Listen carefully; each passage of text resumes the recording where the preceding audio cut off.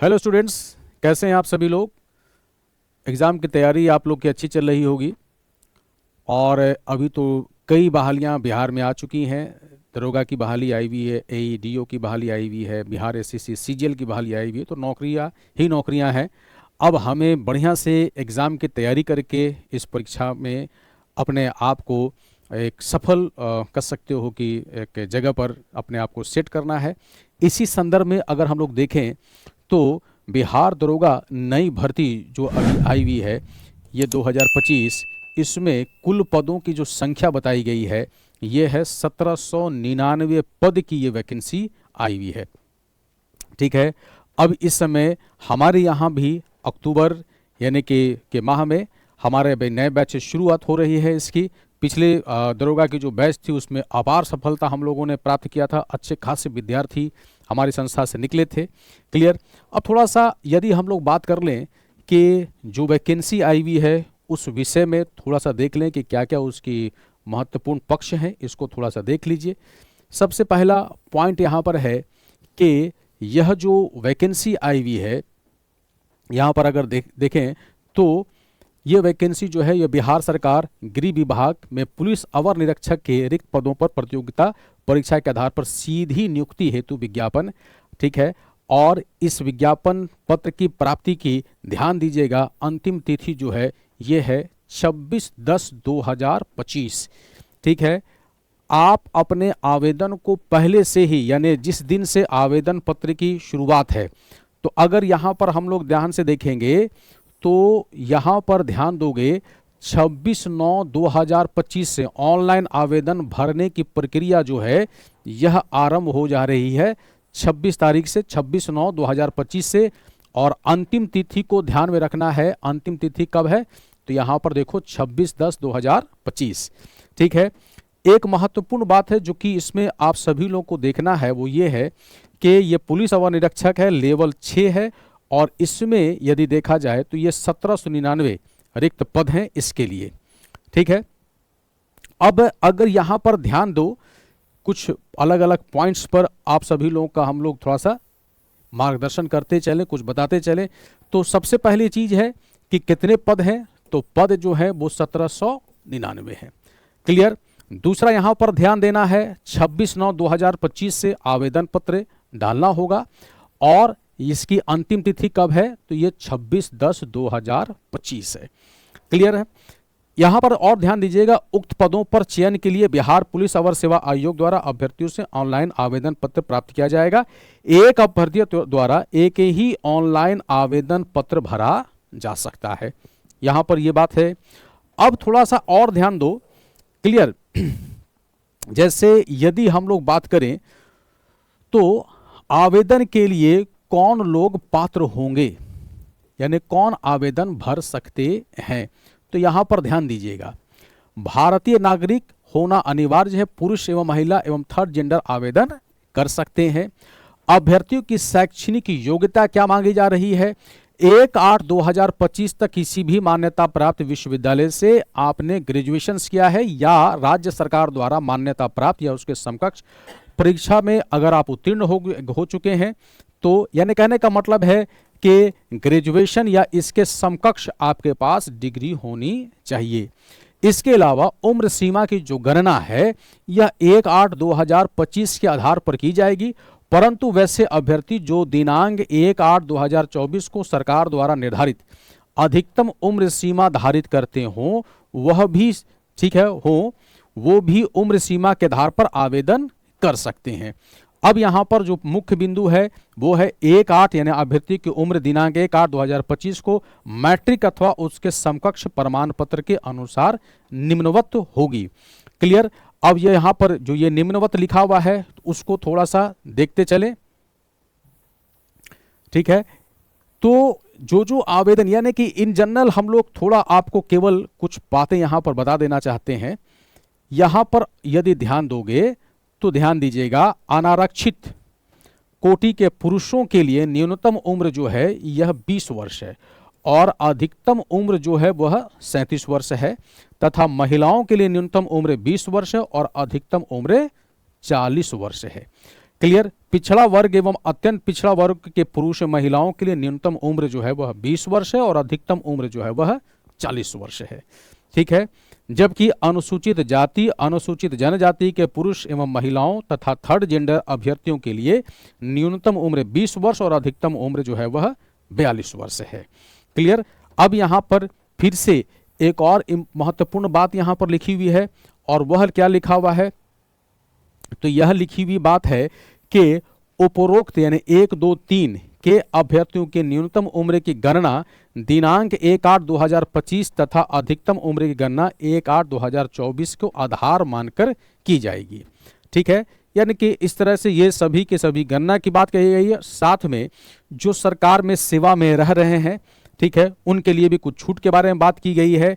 जैसे बिहार के वैसे सरकारी सेवक को उच्चतर वेतनमान के सेवा संवर्ग में जाने के लिए प्रतियोगिता परीक्षा में भाग लेने हेतु अधिकतम आयु सीमा में 5 वर्ष की छूट दी जाएगी, जिन्होंने नियमित सेवा में न्यूनतम 3 वर्ष की अवधि पूरी कर ली हो।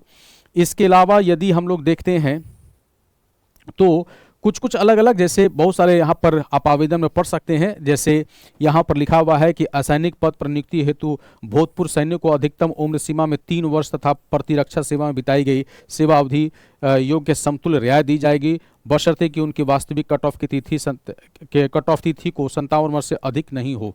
ठीक है। तो ये एक तरह से कहा जाए कि एक बार आप पूरी तरह से जो भी कह सकते हो कि गाइडलाइंस दिया गया है उसको बढ़िया से उनको पढ़ लीजिएगा। ठीक है। अब यहाँ पर एक और चीज ध्यान देना है कि जन्म तिथि जो है वह किसके आधार पर माना जाएगा, तो अभ्यर्थी की उम्र की गणना मैट्रिक अथवा उसके समकक्ष परीक्षा के प्रमाण पत्र में अंकित जन्म तिथि के आधार पर मानी जाएगी। दूसरा, यहाँ पर एक और बड़ा महत्वपूर्ण तथ्य जो वहां पर दिया हुआ है वह है कि जैसे हम लोग अगर देखें, क्लियर, जैसे देखते हैं कि चयन प्रक्रिया कैसी होगी, यानी किस प्रकार से यह पूरी तरह से आप कह सकते हैं कि चयन होगा।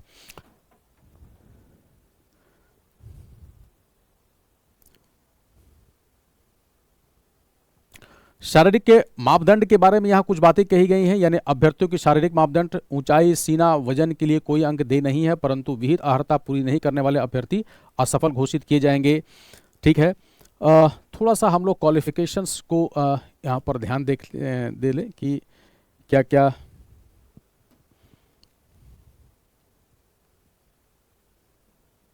हाँ, यहाँ पर थोड़ा सा ध्यान दीजिएगा।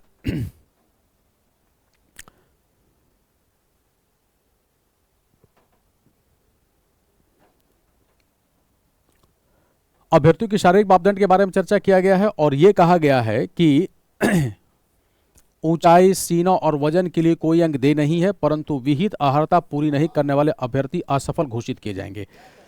ठीक है। तो अब जैसे ऊंचाई के बारे में चर्चा किया गया है, अनारक्षित वर्ग एवं पिछड़ा वर्ग के पुरुषों के लिए न्यूनतम 165 सेंटीमीटर, अत्यंत पिछड़ा वर्ग, अनुसूचित जाति, अनुसूचित जनजाति पुरुषों के लिए न्यूनतम 160 सेंटीमीटर और सभी वर्गों की महिलाओं के लिए न्यूनतम जो है वह है 155 सेंटीमीटर। यानी कि चूंकि पुलिस डिपार्टमेंट में जाना है तो स्वाभाविक है कि कुछ शारीरिक मापदंड के बारे में भी यहाँ पर पूरी तरह से इन डिटेलिंग यहाँ पर लिखा हुआ है। ठीक है, कि क्या क्या शारीरिक मापदंड होना चाहिए। इसके अलावा यदि हम लोग बात करें कि नियुक्ति की जो बाकी प्रक्रिया है, बाकी यहाँ पर अगर हम लोग देख सकते हैं तो कह सकते हो कि सीना है जो कि पुरुषों के लिए है, उनके बारे में पूरे आप कह सकते हैं कि डिटेलिंग यहाँ पर इंफॉर्मेशंस आपको दिया हुआ है। इसके अलावा जो है वो यहाँ पर दिया हुआ अनुसूचित जाति एवं जनजाति के लिए, उनके लिए, ठीक है, मापदंड क्या क्या होंगे वो दिखा गया है। इसके अलावा यहाँ पर है कि महिला पर, यानी कि ये वाला जो आप देख सकते हैं सीना सिर्फ पुरुषों के लिए है। इसके अलावा वजन के बारे में चर्चा किया गया, सभी वर्गों की महिला उम्मीदवारों के लिए न्यूनतम जो है वह 48 किलोग्राम होना आवश्यक है। ठीक है। इसके अलावा थर्ड जेंडर्स के अभ्यर्थियों के लिए शारीरिक मापदंड तथा शारीरिक दक्षता परीक्षा का मापदंड पिछले वर्ग के महिला अभ्यर्थी के समान होंगे। अब आते हैं जो कि आप कह सकते हैं कि महत्वपूर्ण चीज है एग्जामिनेशंस पर्पस के हिसाब से यदि देखा जाए तो यहाँ पर यदि हम लोग देखें तो स्पष्ट यहाँ पर निर्देशित है कि नियुक्ति जो प्रक्रिया होगी उसमें एक लिखित परीक्षा है। आवेदन पत्र के संग्रह के उपरांत आवेदन पत्रों की समीक्षा की जाएगी एवं जिन अभ्यर्थियों के आवेदन पत्र सही पाए जाएंगे उनके लिए लिखित प्रतियोगिता परीक्षा का आयोजन किया जाएगा।